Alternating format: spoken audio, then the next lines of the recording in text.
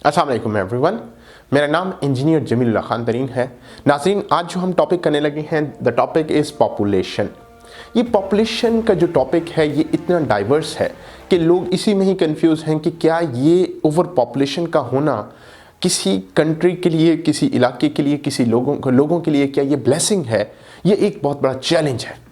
अच्छा, अब हम इसको ज़रा डिटेल में थोड़ी सी डिस्कस करेंगे और उस डिटेल में डिस्कशन से पहले मैं एक चीज़ क्लियर करता चलूँ कि हमें ग्लोबली थोड़ा सा एनालाइज होना चाहिए कि ग्लोबल लेवल पर पॉपुलेशन कैसे इन्हांस हुई, बढ़ी। अच्छा, आप ज़रा ये देखो कि 1900 में अगर हम एनालाइज करें तो दुनिया की पॉपुलेशन थी हार्डली 1.6 बिलियन।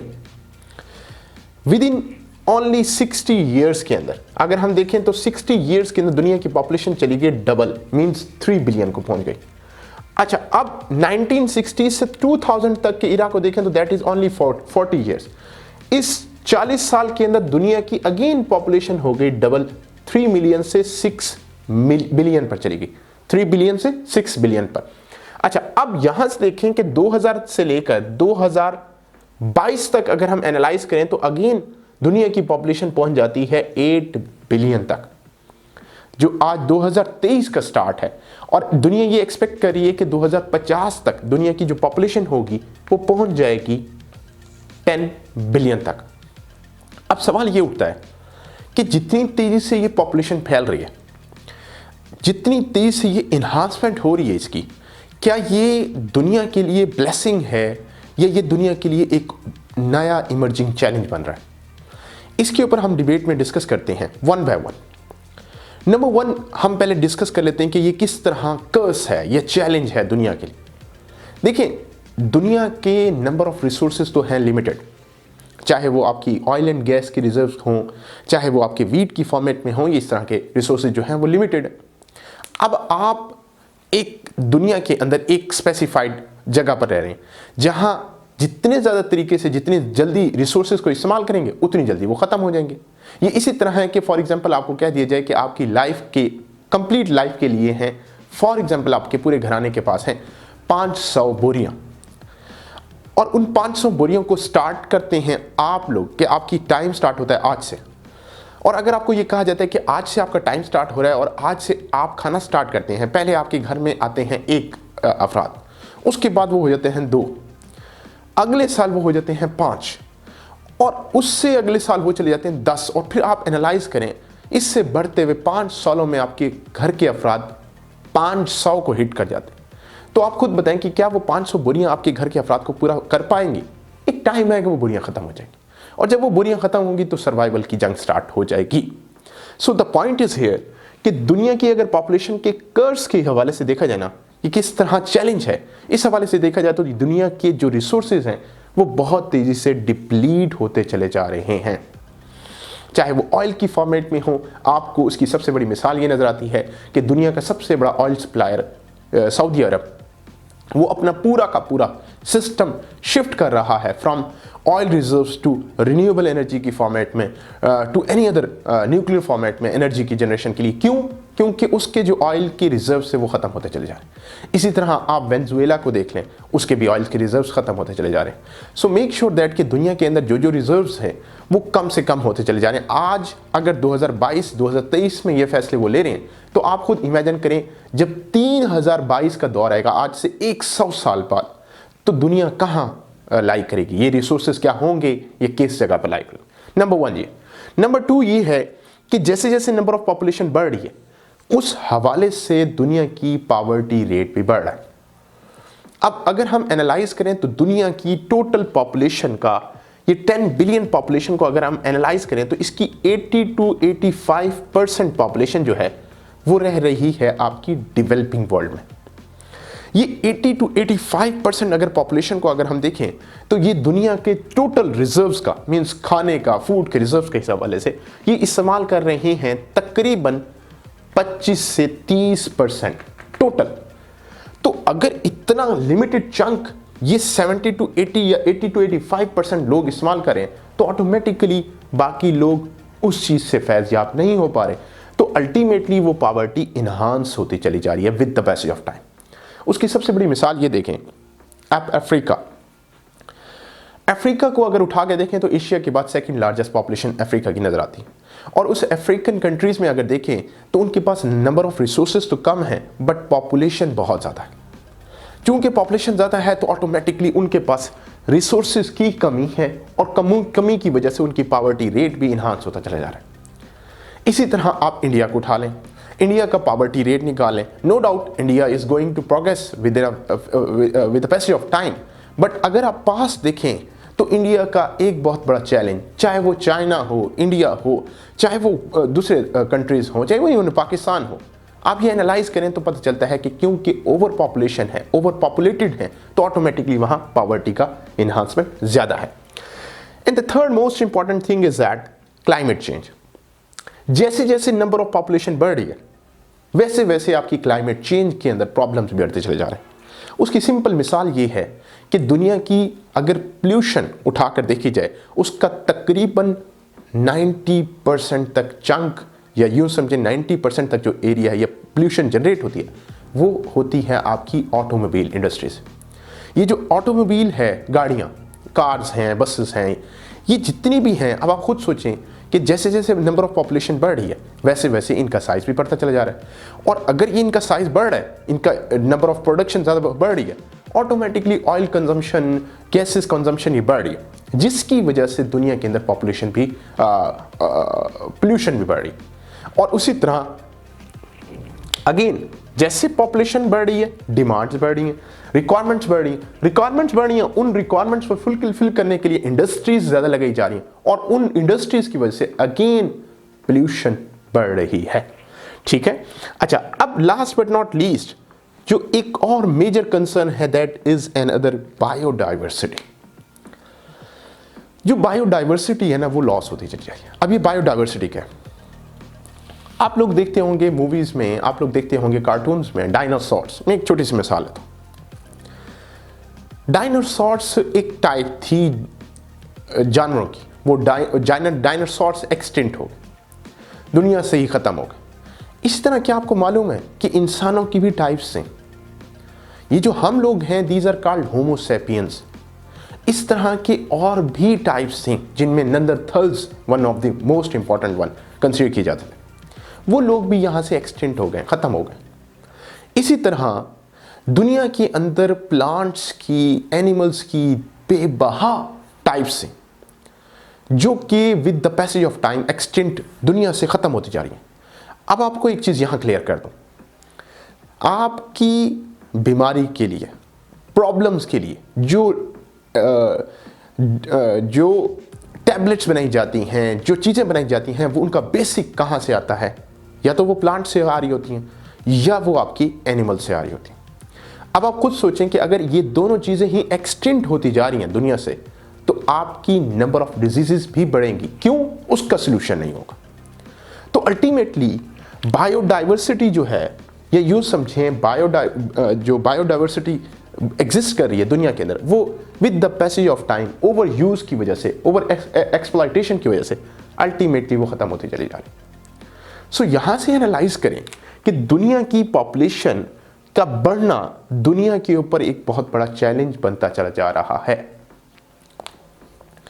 अब एक सवाल आता है, सवाल ये आता है कि अगर हम दुनिया को कह रहे हैं कि जनाब बहुत बड़ा चैलेंज बन रहा है और दुनिया की पॉपुलेशन, ओवर पॉपुलेशन एक बहुत बड़ा चैलेंज है, तो ज़रा एक चीज़ एनालाइज करें कि आज दुनिया की सुपर पावर उठाएं तो वो यूएसए नज़र आती है। और अगर हम पॉपुलेशन वाइज यूएसए को देखें तो वो थर्ड लार्जेस्ट कंट्री है। अच्छा, इसी के साथ अगर हम यूएसए को रिप्लेस करता हुआ जो कंट्री नज़र आ रहा है वो नज़र आ रहा है चाइना। और अगर हम चाइना को देखें तो दुनिया की सबसे बड़ी पॉपुलेशन है। तो आप ज़रा एक चीज़ सवाल यहाँ उठता है कि भाई अगर पॉपुलेशन है ही चैलेंज और है ही कर्स, तो ये कैसे सुपर पावर्स बन गई? So the point is very simple. देखिए, इंसान को ना अगर आप मैनेज कर पाएंगे ना तो that is an other blessing. ये जरा समझने की जरूरत है। देखो, आपके सामने मैं दो चीजें रख देता हूं, एक रख देता हूं डायमंड और एक रख देता हूं ह्यूमन बीइंग। इन दोनों के ऊपर आपको मैं कहता हूं जितनी मर्जी एफर्ट करनी कर लें। क्या आप समझते हैं कि जो डायमंड हीरा आप रखते हैं या उसके ऊपर काम करते हैं, खराशते हैं, सब कुछ करते हैं, क्या आप समझते हैं कि वो हीरा आपको एक नई दुनिया ढूंढ के दे सकता है? नेवर। हाँ, अगर आप इंसान में मेहनत करते हैं ना, तो ह्यूमन बीइंग आपको नई एक दुनिया नहीं, हजारों दुनिया ढूंढ के दे सकता है। और वो ढूंढ के देता है। कैसे? चांद के ऊपर जाकर कदम रखना दुनिया के किसी और जानदार को हक नहीं हासिल हुआ। इंसान के इस माइंड ने इतना इन्हांस्ड किया कि वो अपने स्टेप्स उधर जाकर रख सका। और आज मार्स की प्लानिंग हो रही है, मार्स के ऊपर ज़मीनें बिक रही हैं और मार्स के ऊपर वहाँ स्टे करने का प्लान किया जा रहा है। तो यहाँ से एनालाइज करो कि दुनिया के अंदर अगर हम ह्यूमन बीइंग्स को मैनेज कर पाते हैं ना, ये एक वो रिसोर्स है जिसको अगर प्रॉपरली यूटिलाइज कर लिया तो शायद दुनिया इससे बहुत ज़्यादा फ़ायदा उठा सकती है और फ्यूचरिस्टिक हो सकती है। और उसकी मिसाल आप लोगों के सिंपल सामने है अमेरिका की। अमेरिका ने दुनिया में क्या किया? ह्यूमन रिसोर्स को मैनेज किया, उनको सही तरह यूटिलाइज किया। और एक बात याद रखिएगा कि अगर आप इन्हीं को प्रॉपरली यूटिलाइज करते हैं तो एक इंसान आपके बिलियंस ऑफ ह्यूमन बीइंग से ज़्यादा प्रोएक्टिव, ह्यादा इफेक्टिव बन सकता है। उसकी सिंपल मिसाल आज ये है कि आप आज फेसबुक एक छोटी सी इजाद जो कि एक ह्यूमन बीइंग की इजाद थी, मार्क ज़करबर्ग की इजाद अमेरिका की यूनिवर्सिटी के अंदर पढ़कर हुई, उस एक बंदे की इजाद आज बिलियंस ऑफ ह्यूमन बीइंग्स की कलेक्टिव एफर्ट से ज़्यादा अर्निंग जनरेट कर रहा है, वो अकेला एक बंदा। तो यहां से एनालाइज करें कि अगर आप फेसबुक की अकेले की अर्निंग देखें, फेसबुक कंपनी की अर्निंग देखें और मोर देन 60 कंट्रीज की अर्निंग देखें तो आपको वो कम नजर आती। उसकी रीजन यही है कि उन्होंने ह्यूमन बीइंग्स को प्रॉपरली मैनेज किया, उनके ऊपर इन्वेस्टमेंट की, उनको यूटिलाइज किया और अल्टीमेटली क्या हुआ? इनोवेशंस आई। और ये इनोवेशन किसी एक फॉर्मेट में नहीं आई, ये इनोवेशन हर फॉर्मेट में आई। उसको हम डिटेल में डिस्कस करते हैं ड्यूरिंग द क्लासेस। इसी तरह हम एक और चीज देखें, नंबर ऑफ पॉपुलेशन जैसे जैसे बढ़ती गई वैसे वैसे सोशलाइजेशन भी बढ़ती गई। और जैसे जैसे सोशलाइजेशन बढ़ती गई ऑटोमेटिकली सोशल इंटीग्रेशन भी बढ़ती गई। क्यों? क्योंकि आप सब लोग इफेक्टिव कलेक्टिव एफर्ट करके म्यूचुअल सक्सेस हासिल करने की तरफ चलते हैं। और जिससे क्या होता है? एक सोसाइटी के अंदर इंटीग्रेशन बढ़ता है और उस इंटीग्रेशन का रिजल्ट ये होता है कि मुल्क, कौम एक यूनाइटेड कौम नजर आती है। और उस यूनिटी का रिजल्ट ये होता है कि तमाम के तमाम इंसान प्रोग्रेस एंड प्रॉस्पेरिटी की तरफ मूव करना स्टार्ट कर देते हैं। सो हम ये सिर्फ 3 फंडामेंटल अपॉर्चुनिटीज या ब्लेसिंग को ओवर पॉपुलेशन के फॉर्मेट में देख रहे हैं। और इसी के साथ जरा हम छोटा सा एक और एंगल देखते चलें पाकिस्तान के प्रोस्पेक्ट से। याद रखिएगा 1947 में जब पाकिस्तान बना उस टाइम पाकिस्तान की पॉपुलेशन थी 32 मिलियन के करीब ऑलमोस्ट। और आज पाकिस्तान की पॉपुलेशन 2023 के स्टार्ट में हम खड़े हैं, आज पाकिस्तान की पॉपुलेशन है 230 मिलियन। इट मीन्स दैट 1947 से लेकर अगर हम आज तक के टेन्योर को देखें तो मोर देन 75 ईयर्स हो गए। इन 75 ईयर्स के अंदर ह्यूमन बीइंग्स की जो पॉपुलेशन का इन्हांसमेंट हुआ है वो ऑलमोस्ट 200 मिलियंस का हुआ। बट अनफॉर्चुनेटली अगर हम इन्हीं ह्यूमन बीइंग्स की अगर मैनेजमेंट की बात करें तो उसकी छोटी सी आपको मिसाल देता हूं कि 1947 में पाकिस्तान के पास थे 4 प्रोविंसेस और आज 2023 का स्टार्ट है, पाकिस्तान के पास है 4 प्रोविंसेस। तो यहां से एनालाइज करें कि अगर आपको मैनेजमेंट, आपकी मैनेजमेंट थी पहले 32 लोगों पर मिसाल के तौर पर और 4 बंदे उन 32 लोगों को मैनेज कर रहे थे, तो आज उन्हीं 4 बंदों का काम है कि वो 230 बंदों को मैनेज करें।